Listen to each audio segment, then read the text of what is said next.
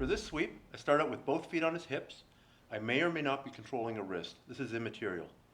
I'm going to control right behind the foot, right at the heel with one hand. With the foot on the other side, I'm going to hook behind his knee. Now I've got his foot, his knee, and his hip controlled. I'm going to push with the top leg and pull with the bottom leg, taking him down. I'm going to bring my feet underneath me, elevating the foot, come up to the top position.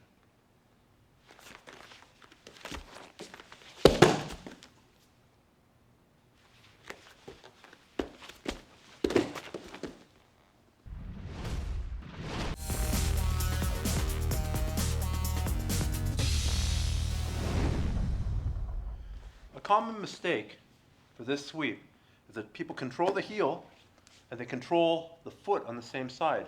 Now when I push him, he can move his other leg around.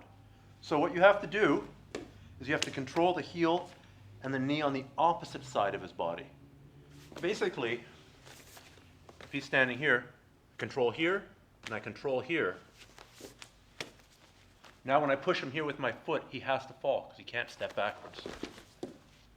So that's a good way to remember where to put your hands and where to put your feet.